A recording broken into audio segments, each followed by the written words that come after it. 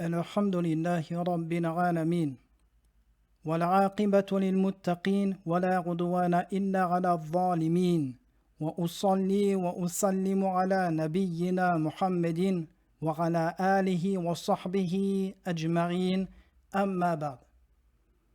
Nous voici à la 28e leçon de notre étude du chapitre des ventes et des transactions financières. Dans la leçon du jour, nous allons aborder un immense chapitre. Effectivement, le chapitre de la leçon du jour traite des dettes des personnes endettées et de leurs différents cas. L'achat à crédit étant énormément répandu de nos jours, beaucoup de personnes se retrouvent endettées et beaucoup dans l'incapacité de rembourser leurs créanciers. Et c'est pour cela que les jurisconsultes, à travers les siècles, ont toujours traité ce chapitre. Le chapitre qu'on appelle chapitre de El-Hajjara. À travers celui-ci, nous allons voir les différents types de personnes endettées et comment agir avec elles. Chapitre de El-Hajjara. Donc nous disons en arabe El-Hajjara, je l'ai traduit ici par le mot tutelle, même si attention, le mot tutelle ici n'a pas le même sens que le mot tutelle dans le français ou dans la jurisprudence française, dans les lois françaises. D'accord ? Le mot tutelle ici a un sens spécifique que je vais expliquer. Alors le mot al-hajr aurait pu être traduit également par réquisition des biens ou par autre chose. Moi je l'ai traduit ici par tutelle pour faire plus simple et je vais expliquer son sens réel. Très bien, qu'est-ce que c'est ? La tutelle consiste à empêcher une personne de jouir de ses propres biens par la vente ou l'achat. D'accord ? Donc c'est une personne qui possède quelque chose mais qui n'a pas l'autorisation de vendre ou d'acheter. Du point de vue de ses objectifs, la tutelle se classe en deux catégories. C'est-à-dire que on met une personne sous tutelle dans deux objectifs possibles. Le premier, dans l'objectif de préserver les intérêts de la personne sous tutelle. Nous allons parler de cela dans la prochaine leçon. Il s'agit des enfants et de certains types de personnes. Le deuxième cas, une tutelle dont l'objectif est de préserver les intérêts d'une tierce personne, comme un créancier. Et c'est ce que nous allons voir aujourd'hui. Très bien, quel est le jugement de la tutelle ? Alors il est difficile de donner un jugement précis car la tutelle, son jugement diffère selon les circonstances. Elle peut être obligatoire, permise, interdite, recommandée, détestable et ainsi de suite. Et nous allons voir cela. Très bien. Quelles sont les preuves que la tutelle est permise en islam ? Le fils de Ka'b ibn Malik, radiyallahu anhu, rapporte de son père que le prophète alayhi salatu wassalam, a réquisitionné les biens de Mu'adh ibn Jabal, radiyallahu anhu, et les a vendus pour rembourser une dette qu'il avait contractée. Donc ici, c'est le fonctionnement de la tutelle, comme on va l'expliquer dans la leçon du jour. Ce hadith est rapporté par Ad-Daraqutni, authentifié par le Hakim, même si sa chaîne de transmission est sujette à divergence quant à son authenticité. Très bien, donc la tutelle, nous avons dit qu'elle a deux objectifs possibles. Et c'est pour cela que nous classons la tutelle, les jurisconsultes, la classent en deux catégories. La première catégorie, une tutelle dans l'intérêt de la personne sous tutelle. C'est-à-dire que nous plaçons cette personne sous tutelle pour son bien à elle. Le deuxième type, une tutelle dans l'intérêt d'un tierce. Cette fois-ci, nous plaçons une personne sous tutelle afin de préserver les intérêts d'autres personnes, ses créanciers.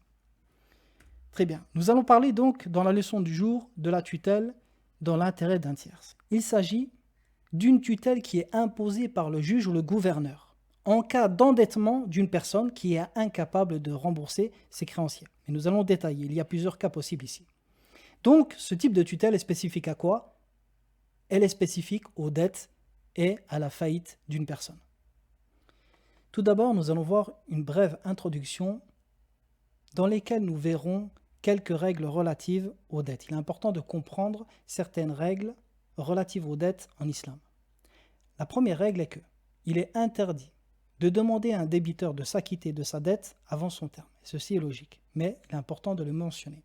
C'est-à-dire que à partir du moment où l'échéance de la dette est, par exemple, le 5 avril 2026, eh bien, il est strictement interdit à la personne d'imposer à son débiteur de rembourser avant cette date. Par contre, il peut lui demander à l'amiable de le rembourser avant et libre à lui d'accepter. Deuxième règle, en cas de faillite du débiteur, le délai de remboursement de la dette reste inchangé. Alors ceci est important. Lorsque une personne contracte une dette, que celle-ci fait faillite, d'accord ? Son créancier n'a pas le droit de lui demander de rembourser avant l'échéance parce qu'elle a fait faillite, par peur qu'elle ne le rembourse pas. Ceci n'est pas permis. De même que ceci la mettrait encore plus dans la gêne, elle vient de faire faillite, alors qu'en lui laissant le délai, l'échéance accordée à la base, peut-être qu'Allah l'enrichirait de par sa grâce afin qu'elle puisse payer sa dette. Troisièmement, en cas de décès du débiteur. Alors il est important de comprendre que lorsqu'une personne endettée décède, ses dettes ne sont pas effacées. Ses dettes sont toujours liées aux biens qu'il possède. Seulement les biens vont être transmis à ses héritiers. Donc, qu'est-ce qu'il se passe en cas de décès? Est-ce que la dette, l'échéance, est avancée ou non? Eh bien, sachez que lorsque la personne décède, l'échéance reste la même, à une condition. À la condition que les héritiers fournissent une garantie ou un gage pour assurer le remboursement de cette dette. Dans le cas contraire, il est possible, il est permis aux créanciers de demander le remboursement de la dette immédiatement prise de ce que la personne a laissé en héritage. Quatrièmement, une fois l'échéance de la dette arrivée, il incombe au débiteur de s'en acquitter le plus vite possible. C'est-à-dire, dès que possible, il doit s'acquitter de cette dette. L'échéance est arrivée, il a les moyens de rembourser, il lui est obligatoire de s'empresser de la rembourser. Pourquoi? Abu Huraira radiyallahu anhu rapporte que le messager d'Allah sallallahu alayhi wa sallam a dit: le fait que le riche laisse traîner une dette est de l'injustice. Rapporté par Al-Bukhari et Muslim. Dans le hadith en arabe, Matlul Ghaniyi Dhulmun. Amr ibn Sharid rapporte de son père radiyallahu anhu que le messager d'Allah sallallahu alayhi wa sallam a dit: la négligence d'une personne aisée dans l'acquittement de ses dettes rend licite son honneur et sa sanction. Alors dans le hadith en arabe, Layyul wajidi dhulmun yubihu ghiradahu wa uqubatahu. Donc ici le fait que une personne capable de rembourser sa dette, mais qu'elle laisse traîner celle-ci volontairement par négligence, ceci est de l'injustice. Et ceci rend licite son honneur, c'est-à-dire qu'il est permis de la critiquer pour cela, en public. Et sa sanction, nous allons parler de cela dans la leçon du jour. Nous allons expliquer ce qui est voulu par la sanction ici. Abdullah ibn Amr ibn al-As radiyallahu anhuma rapporte: le messager d'Allah alayhi salatu wa salam a dit: Allah pardonne aux martyrs tous les péchés, excepté les dettes. Rapporté par Muslim. Abu Huraira radiyallahu anhu rapporte: on venait au messager d'Allah sallallahu alayhi wa sallam avec un défunt endetté, afin qu'il prie sur lui. Et le messager d'Allah sallallahu alayhi wa sallam demandait: a-t-il laissé de quoi payer sa dette? S'il était informé que non, il disait: priez sur votre compagnon. Rapporté par Al-Bukhari et Muslim. Voyez dans ces hadiths l'importance des dettes, l'importance de rembourser celles-ci. Cinquième point. En cas d'impossibilité pour le débiteur de rembourser, il est obligatoire de lui accorder un délai supplémentaire. Alors lorsque l'échéance de la dette arrive et que le débiteur n'a pas les moyens de rembourser cette dette, eh bien l'islam ici a légiféré la bienfaisance en donnant un délai supplémentaire à cette personne. Et à travers cela, il y a une contradiction totale avec la façon de faire pré-islamique qui était de rajouter des intérêts sur la dette en contrepartie d'un délai. Allah dit dans son livre: Wa in kana dhu usratin fanadhiratun ila maysara, dans le sens du verset, et si un débiteur est dans la gêne, alors accordez-lui un délai jusqu'à un moment plus favorable. Et ceci est une injonction divine, c'est une injonction obligatoire, même si elle a la forme de l'information. Ce qui est voulu, c'est l'ordre. Abu Qatada radiyallahu anhu dit: j'ai entendu le prophète sallallahu alayhi wa sallam dire: quiconque allège son créancier d'une dette ou lui efface sera à l'ombre du trône le jour de la résurrection, rapporté par Muslim. Vous voyez ici l'immense récompense qui sera faite aux bienfaisants envers leurs débiteurs.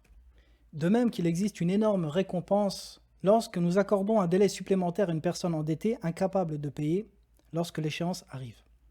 Burayda radiyallahu anhu rapporte: j'ai entendu le prophète sallallahu alayhi wa sallam dire: quiconque accorde un délai à une personne insolvable, c'est-à-dire qui ne peut pas payer sa dette, aura en récompense l'équivalent d'une aumône pour chaque jour accordé.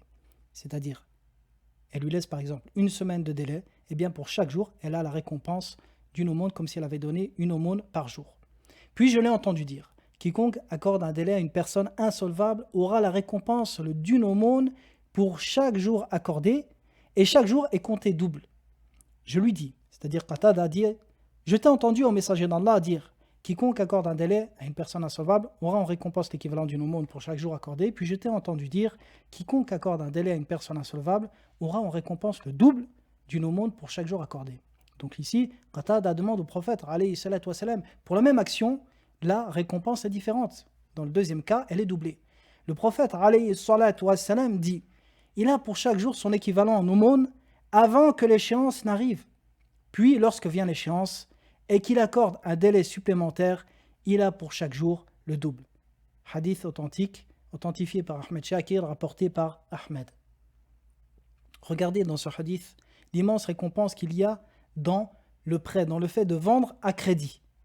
Pour chaque jour que vous allez donner en délai à la personne qui achète, vous aurez l'équivalent d'une aumône en récompense pour chaque jour. Et lorsque l'échéance arrive et que vous donnez un délai supplémentaire, eh bien pour chaque jour, vous aurez la récompense d'une aumône pour chaque jour, mais qui est doublée, c'est-à-dire pour un jour, 2 récompenses d'aumône.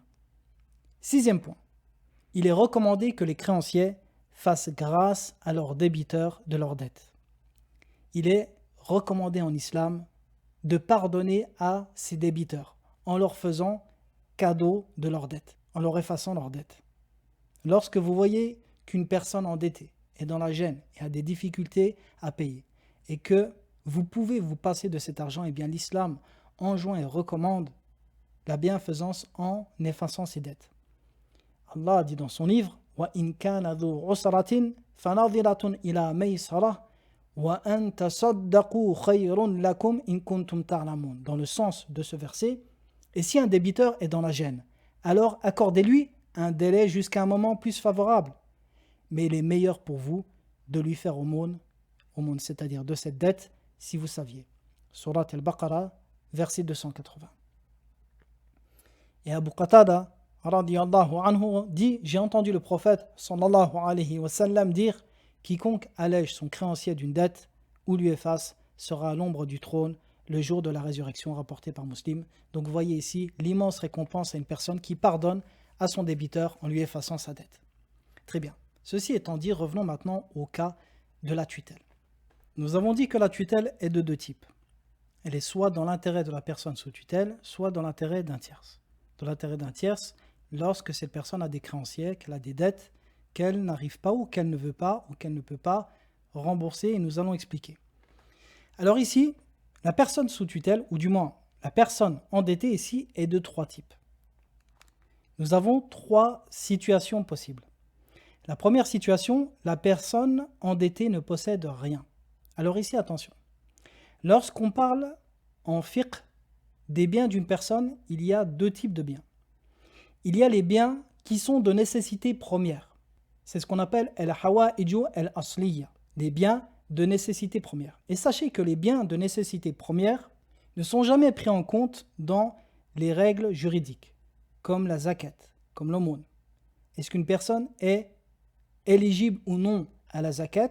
Eh bien, nous ne prenons pas en compte les biens de nécessité première dans ce cas pour dire oui, elle peut prendre la zakat ou non.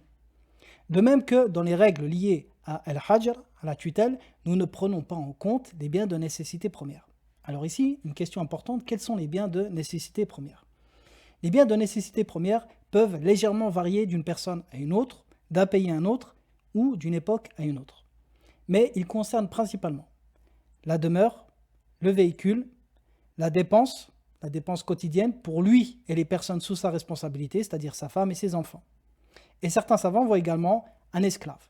C'est-à-dire qu'une personne qui possède cela peut être légitime, éligible à la zakat. De même qu'il ne lui est pas obligatoire de revendre sa maison, quand bien même il est propriétaire, pour accomplir le hajj. Le hajj n'est pas obligatoire pour lui. Nous ne disons pas, tu possèdes assez de biens pour faire le hajj, revends ta maison. Non, car ces biens rentrent dans ce qu'on appelle al-hawa'iju al-asliya, les biens de nécessité première, et comprenez bien ce principe. Donc, lorsque nous disons ici que la personne endettée ne possède rien, nous ne regardons pas les biens de nécessité première. Que personne vienne nous dire, s'il possède une voiture, il peut la revendre. Non, s'il a besoin de sa voiture, ça fait partie des biens de nécessité première. De même que sa demeure. Nous ne disons pas, oui, mais il possède un appartement. Non.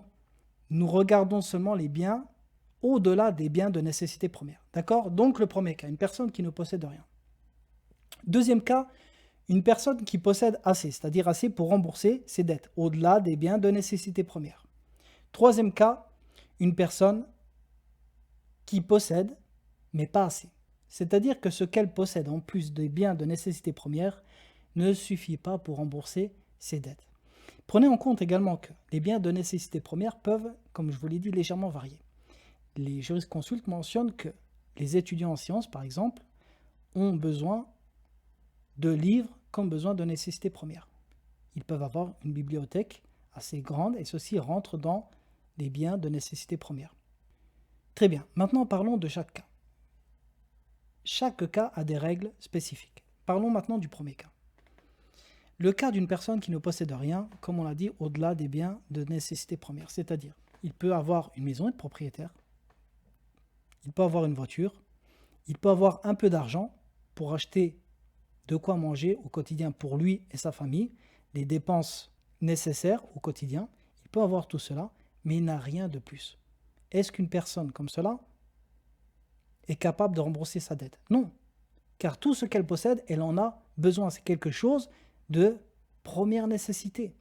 Elle ne peut pas s'en passer. Très bien, quel est le jugement donc de cette personne? Rappelez-vous, on a mentionné que Allah a dit dans son livre et si une personne est dans la gêne, une personne endettée est dans la gêne, alors accordez-lui un délai jusqu'à un moment plus favorable. Donc quel est le jugement de cette personne? Eh bien cette personne, la tutelle n'est pas permise dans son cas et il est interdit de l'emprisonner. Pourquoi? De un, car la tutelle concerne les biens autres que les biens de nécessité première. Deuxièmement, l'emprisonner ne servira à rien puisqu'elle n'a rien, elle ne possède rien. Pourquoi l'emprisonner? Il vaut mieux qu'elle reste en liberté pour pouvoir trouver de l'argent, gagner de l'argent. Deuxième jugement, il est obligatoire de lui accorder un délai jusqu'à ce qu'Allah l'enrichisse pour payer sa dette. Donc voici le cas d'une personne qui ne possède rien. D'accord? Donc dans son cas, la tutelle n'est pas permise. Deuxième cas, une personne qui possède assez, c'est-à-dire une personne au-delà de ses besoins essentiels, il possède assez pour rembourser sa dette. Seulement cette personne est laxiste, elle se laisse aller, elle est négligente, elle ne paie pas sa dette. Alors ici, qu'est-ce qu'il se passe? Ces créanciers peuvent aller voir le juge. Et le juge va lui ordonner de payer sa dette. D'accord? La créance contractée ici, son échéance est arrivée, il lui est obligatoire de payer sa dette. Et s'il refuse alors, le juge peut l'emprisonner. Seulement, il l'emprisonne que sur demande de ses créanciers, afin qu'il paie. Alors ici, il faut comprendre qu'il est permis à ses créanciers de lui accorder un délai supplémentaire. Même certains savants malikites mentionnent qu'il est recommandé, qu'il est préférable d'accorder un délai lorsque la personne possède beaucoup de biens matériels ou immobiliers, mais pas d'argent en liquide, afin de lui laisser un délai supplémentaire pour qu'elle récolte de l'argent liquide et qu'elle paie. Pourquoi? Car si ces biens sont saisis ou vendus aux enchères afin de rembourser la dette, eh bien leur valeur va être dépréciée. Il va perdre de l'argent sur cela. C'est pour cela que certains savants malikites mentionnent que dans ce cas-là, il est préférable de lui laisser un délai, mais ceci n'est pas obligatoire. Les créanciers ici sont dans leur droit et ils peuvent demander au juge qu'il soit emprisonné jusqu'à ce qu'il paye. Alors ici, la prison est de deux types. Ce n'est pas forcément dans une prison publique, cela peut être une assignation à résidence. Et si la personne persiste, malgré l'emprisonnement, elle refuse de vendre ses biens, certains de ses biens, ou de rembourser, alors, dans ce cas, le juge réquisitionne certains de ses biens à hauteur de sa dette, les vend aux enchères, ou les vend à un service destiné à ce type de vente, puis rembourse ses créanciers. Donc ça, c'est le cas d'une personne qui possède assez.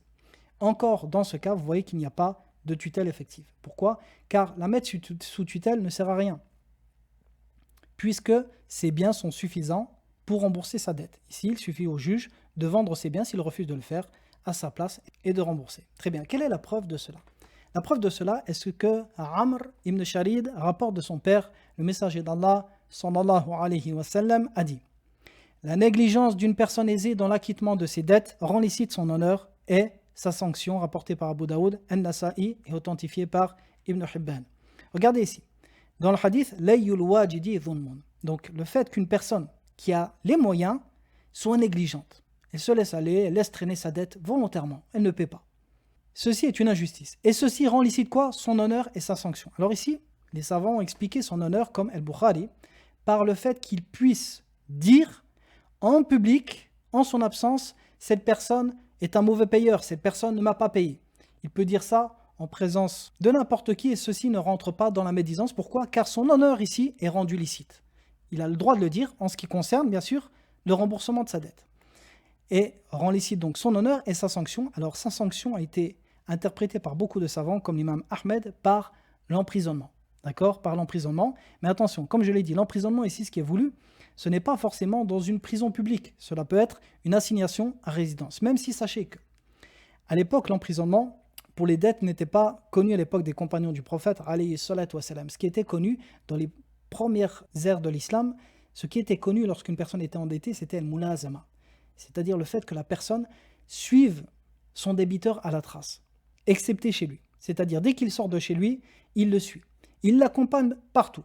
Il va au marché, il le suit. Il regarde ce qu'il fait, il regarde s'il a de l'argent caché, il regarde s'il va gagner de l'argent, afin qu'il puisse lui demander son dû dès que le débiteur va l'avoir dans la main. Et il peut le suivre jusqu'à ses amis, sa famille, les visites qu'il va avoir chez ses proches et ainsi de suite. Ceci est ce qu'on appelle el-mulazama et ceci était pratiqué à l'époque. Donc la personne la suivait partout, excepté dans son foyer. Puis par la suite, ils ont appliqué ce qu'on appelle, comme on l'a dit, l'emprisonnement. Et c'est l'avis de certains savants. Et certains savants voyaient que le sens de ce hadith concernait la prison seulement. D'autres savants, comme Cheikh Mohammed ibn Salih al-Uthaymin, rahimahullah, voient que le terme sa sanction dans le hadith est beaucoup plus général. Il n'est pas spécifique à la prison. Cheikh al-Uthaymin dit que la sanction peut être de plusieurs sortes. L'important, c'est qu'elle soit efficace en ce qui concerne ce débiteur pour qu'il paie le plus rapidement possible, quand bien même il le frapperait, à condition qu'il ne dépasse pas le nombre de coups de fouet propres à ce qu'on appelle at-ta'zir, et nous l'expliquerons dans d'autres leçons. Très bien, parlons maintenant du troisième cas. Donc la tutelle dans l'intérêt d'un tierce, mais la personne sous tutelle possède, mais pas assez. C'est-à-dire qu'elle possède des biens en plus des biens de première nécessité, mais pas assez pour couvrir, rembourser sa dette. Alors ici, quel est le jugement? Ici, le jugement est que le juge doit placer la personne sous tutelle, sur demande de ses créanciers. C'est-à-dire que ce n'est pas obligatoire pour le juge, mais si les créanciers demandent au juge de le placer sous tutelle, ici la tutelle devient obligatoire. Mais il n'est pas permis au juge d'emprisonner cette personne. Pourquoi? Car l'emprisonner l'empêcherait de gagner plus, et ses biens dans tous les cas ne suffisent pas pour rembourser ses dettes. Et quand on parle de biens ici, rappelez-vous, on parle de biens au-delà des biens de première nécessité. Nous ne parlons pas de la maison qu'il possède dans laquelle il vit, ni de l'argent qu'il dépense chaque jour pour acheter à manger. Non, ni de sa monture avec laquelle il va travailler. Non, nous parlons de ce qu'il a en plus. Un exemple, il doit, admettons, 100 000 euros.